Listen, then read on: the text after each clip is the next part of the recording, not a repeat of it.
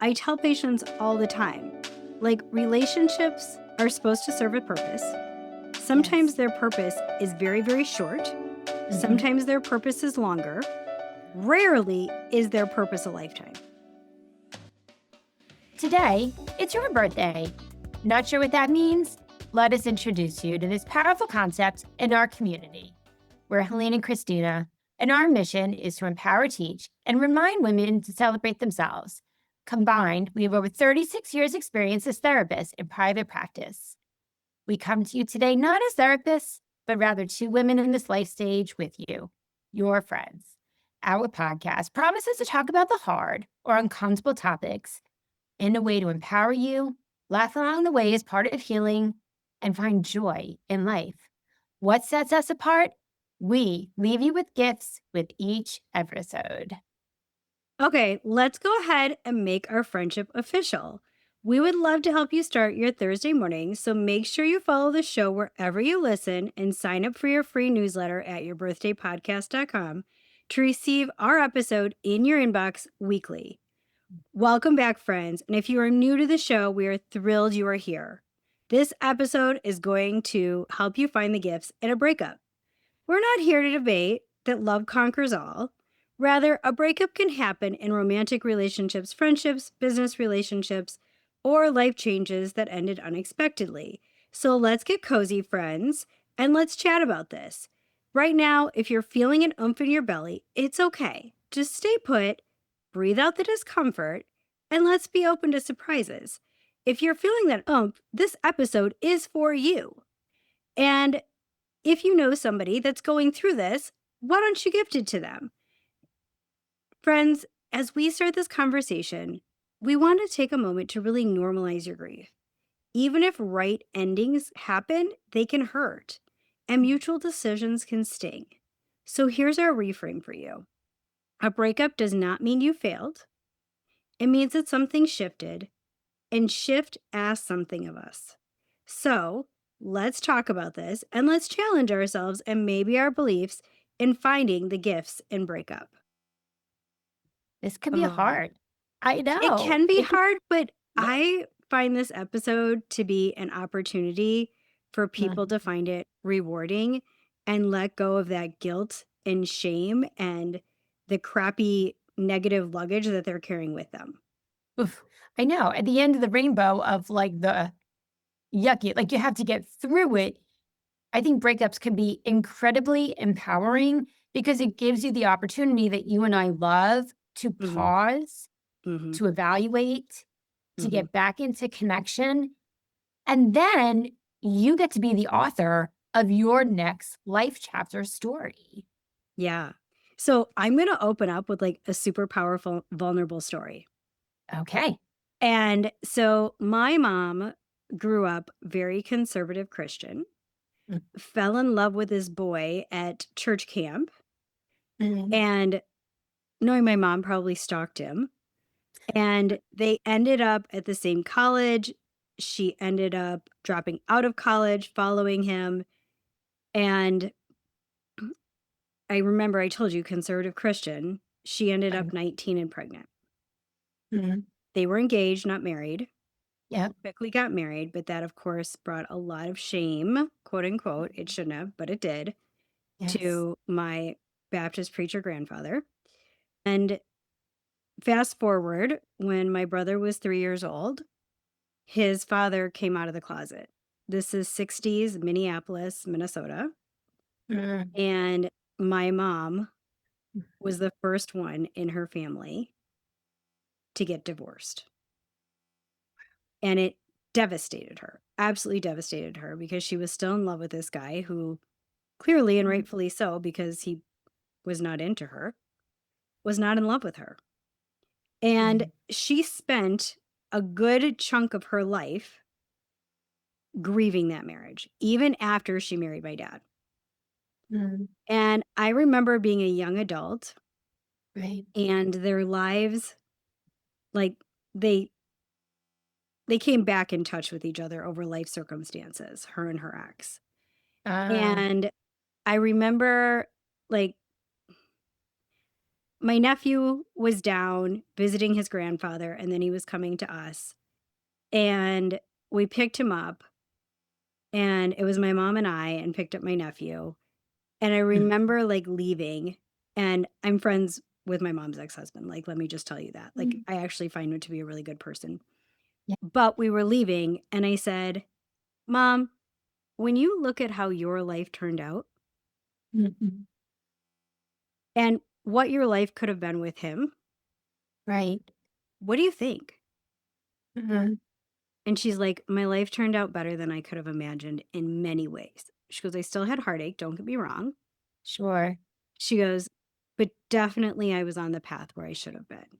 And I spent most of my life thinking I wasn't because I had so much guilt about divorce and all of that, that I Right. didn't let myself forgive myself despite being told many times in therapy I had to forgive myself, many times Mm. in therapy that God wasn't carrying this." And she goes, "As I sit here right now," and this was like my nephew was not in the car, like we were not having this conversation in front of him, Sure. but she said, "I realize how good my life turned out." And Mm. I jokingly said, I go, "Yeah, and I wouldn't have been born." So we laughed about it, right? But I share that story with our listeners because I think that's so profound. If we have a breakup, we Right. often carry like this huge guilt, or there's these religious beliefs about it, or this family belief about it. And it doesn't have to define you unless you choose for it to define you. Yes. And she was making the choice all these years to let it Wow. define who she was. And Right. it wasn't who she was. She was an incredible mother. She was a wise businesswoman with my dad. She was hardworking. My mom is probably one of the hardest workers I've ever seen in my life. Mm. She was kind. Like, she was such a kind human. She Yeah. was so caring and giving to people. She volunteered her time. My friends loved her because she was literally the nicest mother. And Mm. so, like, a lot of times when I have a moment, I'm like, okay, what would my mom have done? Like, how would she have been kind in this situation? How would she have been caring in this situation? Ooh, I love that. I channel her because she had so many strengths. And I think we get so caught up in our identity being this breakup or this ending of a relationship. And I'm Right. here to call bullshit on that. And, and I think we go back to a little bit how you started, that we don't want to minimize agrees. Like, absolutely, breakups can be so disorienting. And oftentimes, when I have people come in and let's say we'll use either divorce or like the end of a business, I say, it makes sense that you're feeling so much internally because at times it can absolutely feel like there's three levels of grief. The Hmm. story that we started is not the ending I imagined. When I said yes, either to the business venture, to the marriage relationship, and that's not happening, that's not how I envisioned this looking today when either I said, yes, I do, or I signed on the dotted line. So that's the first piece. The Yeah. second is sometimes the person, the relationship, the business adventure didn't end up looking how you imagined, you envisioned, you forward a vision of how it was going to be. So that's a whole nother level of grieving. And if It you is. imagined yourself, I go back to a little bit like what our wonderful guest, Melissa Brosman Rosenblum, like she said, I envisioned like being on a rocking chair with my partner. Like I had a vision. And if that isn't happening, that's Mhm. another level of grief. So, friends, if you're feeling Right. like a lot of internal reaction within your nervous system, like your body's trying to figure out safety again, a Yep. lot like Christina's mom, she went to therapy over and over again to probably get grounded, regulated, which if you didn't listen to that episode with Melissa, she talks a lot about the incredible work that she did to regulate her nervous system Mhm. with a part of her life story, not how it was going to be. So you're Mhm. healing your heart and your nervous system. So it makes sense if like there was this jolt of your knowing when Mhm. that story shifts. Yeah. I think it's trying to figure out your identity now. Like, who am I? What am I? What are my beliefs? What are my, especially like if this relationship was very entrenched in who you are, Like, who Mhm. am I now? What do I do with my time? Maybe if you spent a lot of time with this person, like, how do I want to live my life? What does the future look like without this person? When I think of like a best friendship that maybe, you guys were friends since kids and now you're adults and Mm. your values and lives have shifted so dramatically that the friendship isn't there anymore. Right. And it's hard because then you feel like you failed because you don't have your best friend from childhood. And I'm here Mm. to call bullshit on that. I'm Right. here to call bullshit on that because, I tell patients all the time, like, relationships are supposed to serve a purpose. Sometimes Yes. their purpose is very, very short. Mhm. Sometimes their purpose is longer. Rarely is their purpose a lifetime. Mm. So realistic expectations are it may not last a lifetime. Right. It may not. And that's okay if you can put into your identity that that's okay. Right. And I think that leads us to the next segment of looking for the gifts that are inside a breakup. And I have to say, it's so interesting. I mean, if you've worked with a therapist for a while or a coach or someone that maybe has mentored you or has walked alongside you for whatever season, it's it's pretty powerful when you can say something to them and they can hear it. And I say that little story because over the years, and I've been in practice like, I don't know, 25 years, I've had a couple of people say, wow, like you give a lot of disclaimers, which is kind of interesting. But I will use that pointing out from some people that have shared with me that I have a tendency to do that at times and tap into that to say, before we go find these gifts that are hidden in a breakup, to say that we're going to have a disclaimer here. And what we want you guys to know is that we're not saying the pain that you're going through is the gift. No. What we're saying is that something meaningful can come Mhm. through the pain when you're ready. So, Mm. Christina and I, as we told you when we did our intro, what makes us different than other podcasts, not better or worse, just what makes us different is that we leave you with gifts. So we're going to go on a scavenger hunt. We're going to talk a little bit about the gifts that you can get inside a breakup. And at the end, we're going to give you a little reflective prompt that either you can ingest in, you can write about, you can type it Mm. out and just put it on your dashboard if you need that grounding statement to remind you of the here and the now if you're stuck in what was or what you thought was going to be. Okay. This makes me think of your grandma. I need to ask. Oh, it does. Yep. With With sadness sadness comes. and gladness, you get to choose. Yeah. Imagine. And what's so funny is I was literally just talking with one of my closest friends who is divorced and in a new relationship Yeah. and navigating the new relationship and the dynamics of it all and contemplated, like, looking back, well, my toxic marriage was comfortable. It was familiar. Mhm. And I said, I'm going to call bullshit on that. And she goes, why? And I said, because it wasn't. It was still unpredictable Right. and really toxically unpredictable. But you got so used to that it was familiar. I said, so I don't think it was predictable. I said, I'm Right. calling bullshit on that. And I said, and out of that sadness and you Yeah. doing intensive self work that you fucking needed to do, I said, you are now in a relationship that's healthy and you're Mhm. navigating things because even a healthy relationship is going to have obstacles. Every fucking relationship has obstacles. So Right. if your definition of a healthy relationship is no obstacles, Oof. then quit looking for a relationship.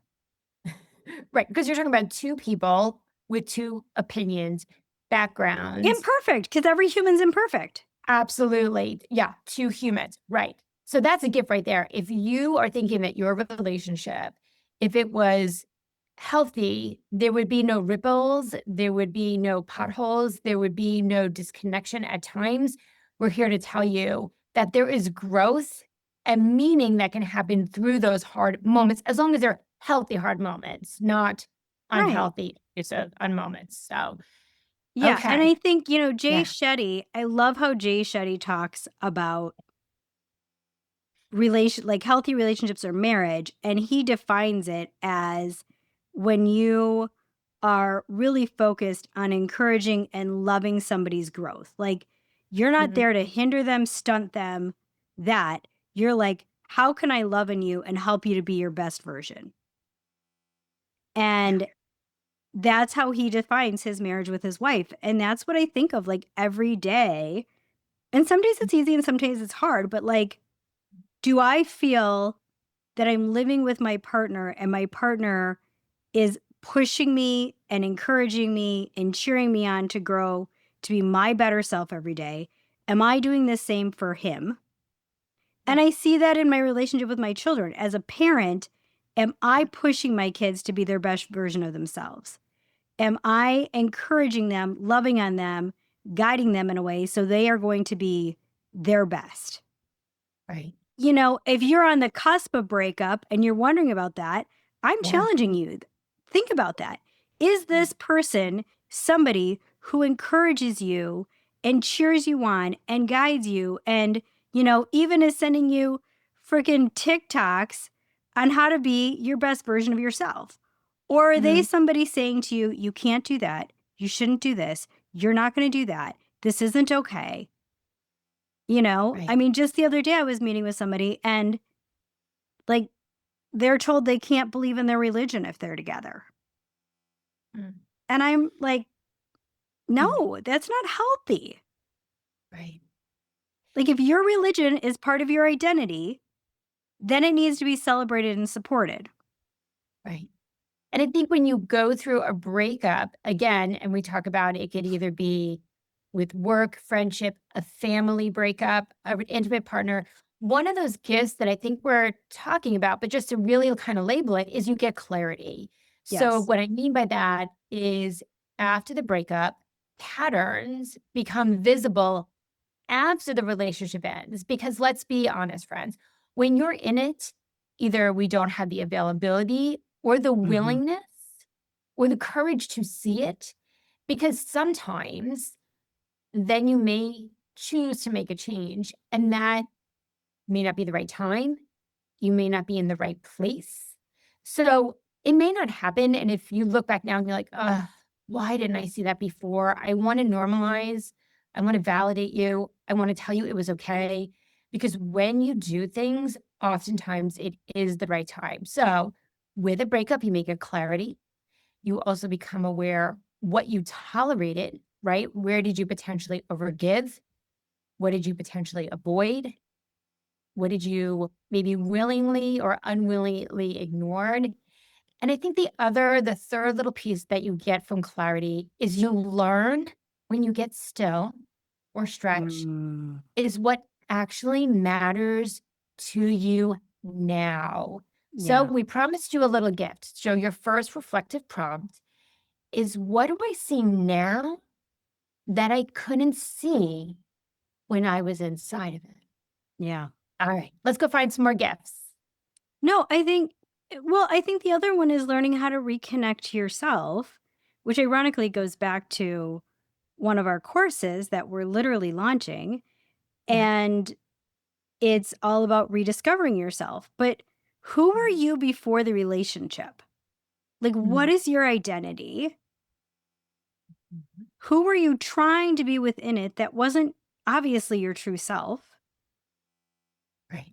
And how do you go back to figuring out or redefining Mhm. your preferences, your voice, your inner knowing who you are? I mean, Mhm. I can think of like relationships in early 20s and my friends like losing themselves to these relationships. And I was just like, what the fuck? Right. Because I was so grossed out by it. Mhm. I was so grossed out by it. And, you know, I think to myself, and this is still like very important to me, a healthy relationship encourages you to be your best version of yourself. Right. And I remember one of our relatives just in these like toxic really controlling, nasty relationships where she was treated as second best. One of them, she was an extramarital affair and she didn't even know it. Mm. It was horrid. I mean, and she's an amazing woman, like just incredible, like smart, educated, hardworking, like fucking rock star in her career. Yeah. And yet, when it came to these intimate relationships, she kept being with these sociopaths. And I was like, oh. Right. And then I remember when she met her now husband Yeah. and hearing about him, and they've now Mm. been married several years. It is night and day. He celebrates who she is. He honors who she is. He encourages her to be her best version of herself. He gets tired sometimes by her career because she travels so much, Right. but he will be the first one there to pick her up from the airport and take her to dinner. Oh, I love that. He will be the first Yeah. one to cheer her on and say, go ahead and take that promotion. It's like, hell yes. Right. So Yeah. I love that. And a lot of times I'll tell people if you are coming out of a relationship that was either unhealthy or didn't serve you, it's important to date yourself to have Yes. that refinding because if you got lost along the way for whatever reason, taking Mm-hmm. the time to date yourself and get back in connection or Mm-hmm. exploration of who you are Mm-hmm. will also allow you to perhaps either choose different people, whether again it's a Mm-hmm. friendship, a business opportunity, or an intimate partner, and you'll put out different energy of who you attract.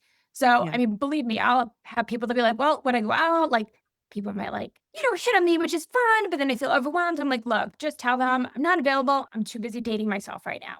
It works very well. They get a really like strange kind of look, but it works. And it also sets the boundary, which is our third gift that you can get through a breakup. You may either get back in connection with your boundaries or you may redefine them. And Christine and I love that B word. And we understand it may take a while to find them or to define them and to embrace them. Yeah. But you learn perhaps some gifts, such as what truly is love, Mm-hmm. and maybe also define where did I abandon myself? And there may be reasons why you did that, right? There absolutely are strategic reasons why sometimes people live their life small if they're in an unhealthy relationship. So Mm-hmm. sometimes it's strategy. It's not that they don't know how to do it, it can be strategic.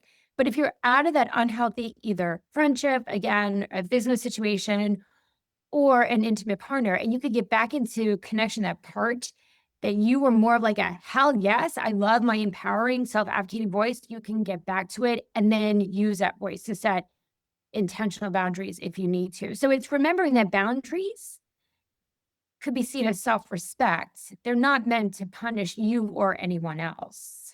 Yes. So another gift I think that people get, which is a hard one, is just understanding grief. And grief is really hard. And if you aren't familiar with Kubler-Ross's stages of grief, definitely we recommend you go and listen to it. Yeah. But grief also can be a gift. And we talk about that in one of our episodes. And Mhm. not to sound cavalier, but it can because it helps you to be more human.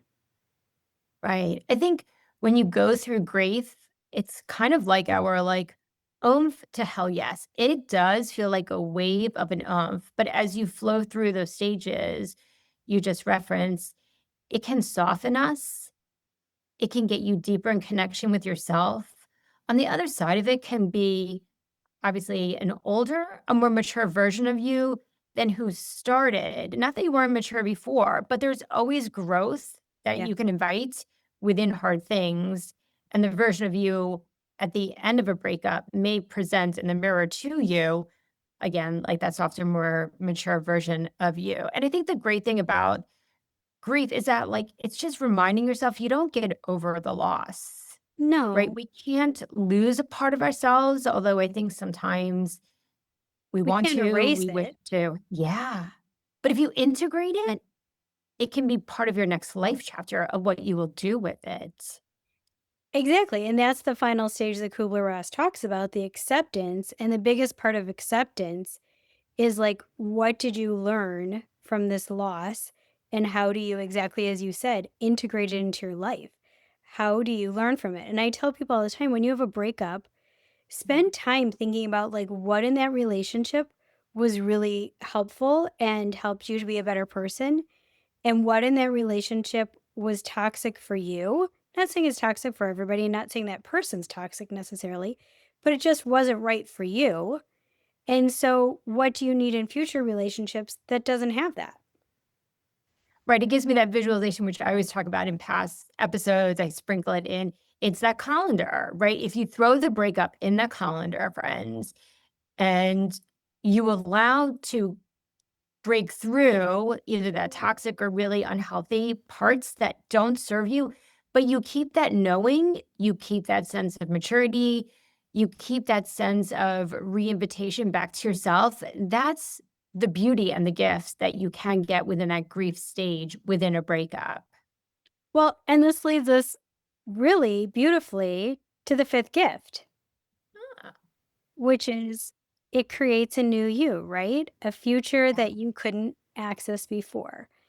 right. So, sometimes breakups can feel really heavy, negative, but it Yeah, also allows us to unpackage or open a new you. right. New relationships, maybe dreams or peace. I mean, I'm walking through it with a client right now. And I think the cool thing is she literally just had an epiphany of like, part of the reason I've stayed in my career is because it was very important to my spouse to be in this career. And I hate it. Oof. I She said to me, these are her Oof. exact words, I fucking hate it. And I said, well, what do you want to do when you grow up? Now, Mm, granted, she's in her 40s, right? So it was fun to right. say that. Yes. And she's like, as she thought about it and she thought about it, she's still in the same career, just in a very different setting. And the funny thing was, I literally got emails or texts over the next couple of days of like, these are the jobs I'm looking at. This is what I'm applying to. I've never been so excited about my career, she said. And I'm So, just thrilled for uh, her. And I just imagine her, like, going into those interviews, like, happy and joyful and, like, excited, which is gonna draw people to wanting to hire her, right?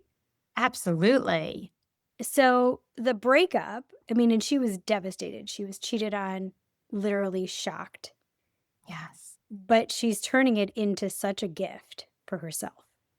Well, I think what we're sprinkling in, what's coming up for me is that when you get through a breakup and you allow yourself to grieve and then to find the gifts, it truly can invite you to an it's your birthday moment because who you are after breakup, and again, we're referencing not just romantic, but also friendship, Yeah. a breakup, it feel like you haven't met the version of who you are after the breakup, and then if you allow it to be an it's your birthday moment, like this woman, you then get to choose. You then get to explore. You get to go inward and see what are my values? How do I want to spend my time? Who do I want to be at my table?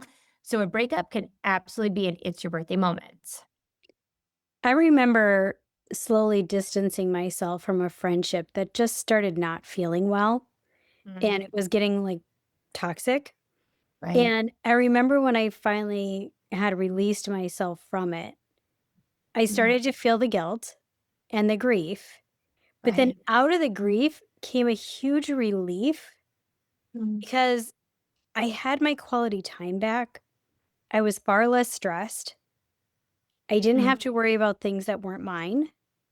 And right. I had an opportunity to make healthier friendships. And it was really a Mm, gift, yeah.